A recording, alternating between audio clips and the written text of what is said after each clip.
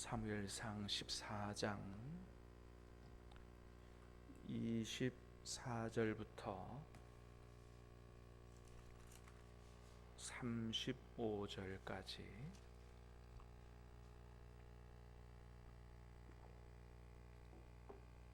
사무엘상 14장 24절부터 35절까지입니다.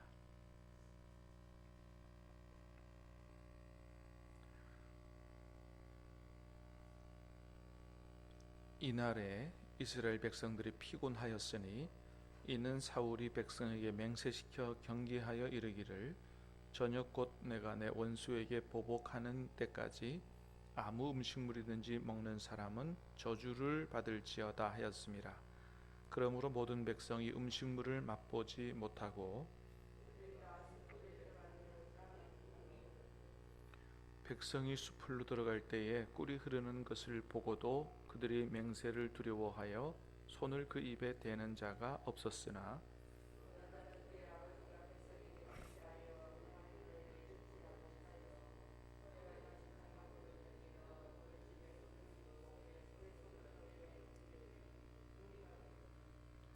그때에 백성 중 한 사람이 말하여 이르되 당신의 부친이 백성에게 맹세하여 엄히 말씀하시기를 오늘 음식물을 먹는 사람은 저주를 받을지어다 하셨나이다.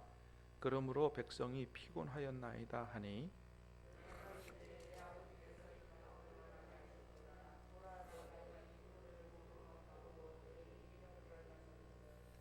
하물며 백성이 오늘 그 대적에게서 탈취하여 얻은 것을 임의로 먹었더라면 블레셋 사람을 살육함이 더욱 많지 아니하였겠느냐.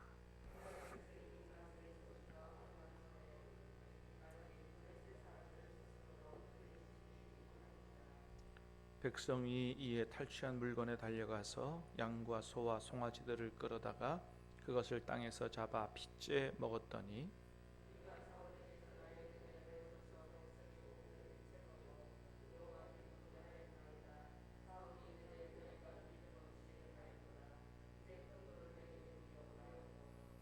또 사울이 이르되 너희는 백성 중에 흩어져 다니며 그들에게 이르기를 사람은 각기 소와 양을 이리로 끌어다가 여기서 잡아먹되 핏째로 먹어 여호와께 범죄하지 말라 하매 그 밤에 모든 백성이 각각 자기의 소를 끌어다가 거기서 잡으니라.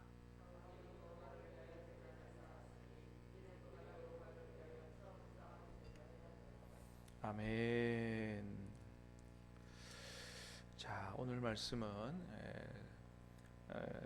사울 왕의 쓸데없는 권위주의로 인해서 사울의 군사들이 힘들어하고 그로 인해서 나중에는 죄까지 짓게 하는 이러한 과오를 범하게 되는 것을 말씀을 통해서 보게 됩니다. 자, 24절 말씀을 다시 보겠습니다. 시작.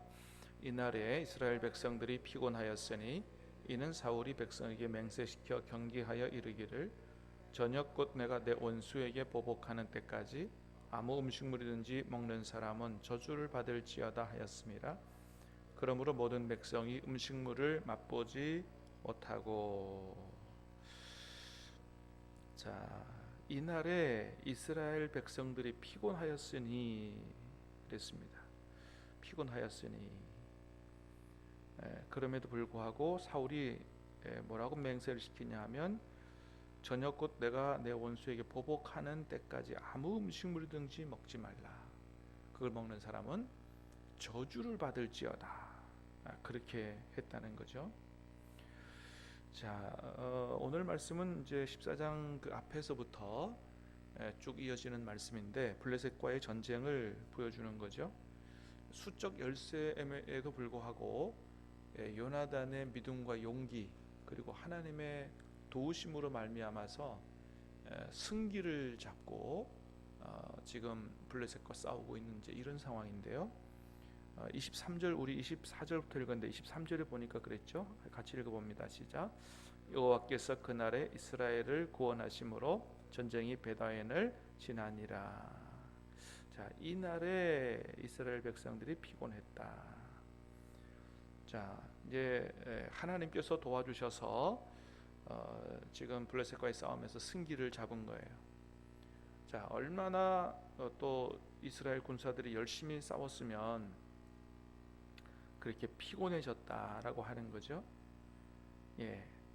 자, 그런데도 불구하고 사울 왕은 그 전쟁 가운데서 피곤하고 힘들고 하는 군사들의 안위라든지 힘든 거 이런 거는 뭐 관심이 없어요. 관심이 없고 오직 어디에만 관심이 있냐 하면 승리에만 관심이 있는 거죠. 완전히 이길 때까지 아무 음식물이든지 먹는 사람은 저주를 받을지어다, 이렇게까지 얘기한다는 거죠. 그래서 자기가 생각하는 그 승리, 그 목표에만 관심이 있고 자기 부하들의 형편은 전혀 관심이 없는, 자기 부하 군사들은 그저 사람으로 보기보다 내가 데려다가 써야 되는 일꾼이고 종이고 하는 이런 정도밖에 생각을 안 하는 것이죠. 자, 왕이라는 절대 권력을 가지고 그렇게 내가 시키는 대로 안 하면 저주를 받을지어다, 이렇게까지 맹세를 시켜놨으니 하나님이 저주하실 것이다, 막 이렇게까지 맹세를 시켜놨으니 그 어느 누가 그 명령을 어길 수가 있겠느냐라고 하는 거죠. 자, 그런데 사울 왕의 아들인 요나단은 그 얘기를 듣지 못했어요. 그래가지고 이제 주변에 널려 있는 꿀을 먹게 된 거죠. 자, 27절 말씀 시작. 요나단은 그의 아버지가 백성에게 맹세하여 명령할 때에 듣지 못하였으므로 손에 가진 지팡이 끝을 내밀어 벌집에 꿀을 찍고 그의 손을 돌려 입에 대매 눈이 밝아졌더라. 자, 사울 왕이 뭐라고 맹세를 시켰다고요? 내가 이 블레셋에게 보복하는 거 끝날 때까지는 아무것도 먹지 말라, 그거 먹는 사람은 저주를 받을지어다 그랬는데, 자, 요나단이 그거 모르고 벌집에 꿀을 찍어 먹었더니 어떻게 됐다고요? 눈이 밝아졌다는 거예요. 그러니까 사울 왕의 말대로 하면 어떻게 됐어야 돼요? 저주를 받았어야 되는 거죠. 그런데 저주를 받기는커녕 눈이 밝아졌다는 거예요. 그러니까 이 얘기를 기록해 놓은 건 뭘 얘기하고자 하는 거예요? 사울 왕이 그렇게 했던 게 틀렸다, 하나님 앞에서 그게 옳지 않다는 것을 얘기하고자 하는 거예요. 이렇게까지 저주하고 맹세를 시켜놓고 안 지키면 하나님이 저주하실 거라 그러는데 저주가 안 쏟아졌어요. 오히려 눈이 밝아졌다는 것이죠. 그렇습니다. 자, 그래서 나중에 그 상황을 설명했더니 요나단이 이렇게 얘기하죠. 자, 28절 29절 시작. 그때에 백성 중 한 사람이 말하 이르되 당신의 부친이 백성에게 맹세하여 엄히 말씀하시기를 오늘 음식물을 먹는 사람은 저주를 받을지어다 하셨나이다. 그러므로 백성이 피곤하였나이다 하니 요나단이 이르되 내 아버지께서 이 땅을 곤란하게 하셨도다. 보라, 내가 이 꿀을 조금 맛보고도 내 눈이 이렇게 밝아졌거든. 요나단 말이 뭐예요? 아버지가 그렇게 하셨다니까, 그렇게 했다 그러니까 아이고야 내가 잘못했네, 그런 게 아니고 누가 잘못했다고 얘기하는 거예요? 아버지가 잘못했다. 아들이 보기에도 아버지가 이거 잘못한 거예요. 예, 그렇습니다. 여러분, 아무리 왕이라 하더라도 자신의 목적을 위해서 자기 군사들을 이렇게 자기 마음대로 막 강요하고 강제하고 하나님 앞에 이렇게 해서는 안 된다라고 하는 거죠. 오늘날도 마찬가지 아니겠어요? 아무리 탑 리더라고 해도 자신이 생각하는 그 목표, 자신이 설정해 놓은 목표를 이루기 위해서 부하 직원들을 막 강요하고 강제하고 그렇게 도구처럼 부려먹어서는 안 된다는 것입니다. 대표적인 케이스가 누가 그 과오를 범하고 있어요? 푸틴 대통령이 지금 그렇게 하고 있잖아요. 자기의 전쟁, 누구를 위한 전쟁이에요? 자기가 생각하는 그 전쟁을 위해서 수많은 청년들을 죽음으로 내모는 이런 죄를 범해서는 안 되는 것이죠.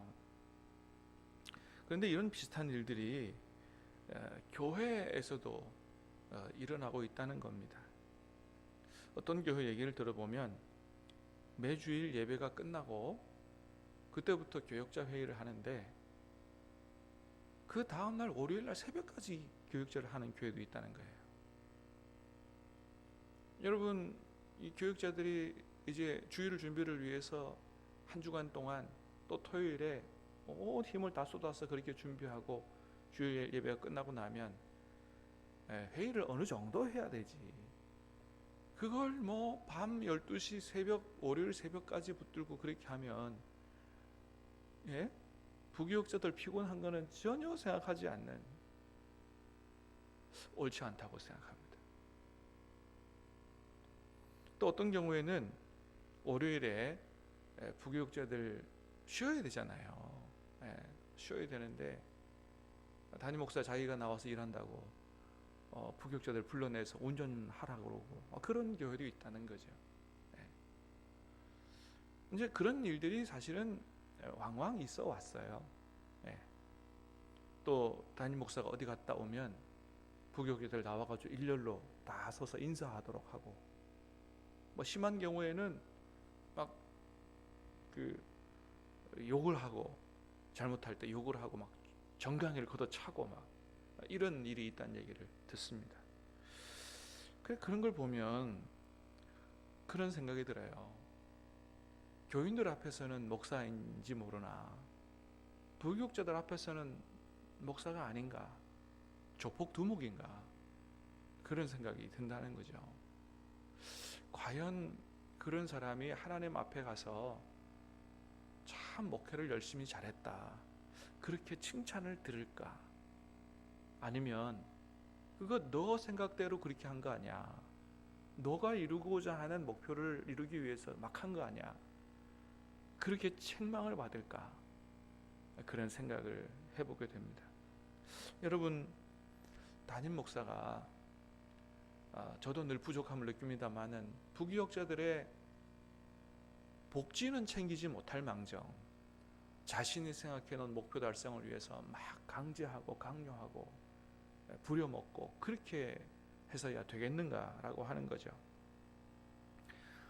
교역자들은 다 하나님 앞에 다 부름받아서 소명의식 가지고 일하는 사람입니다.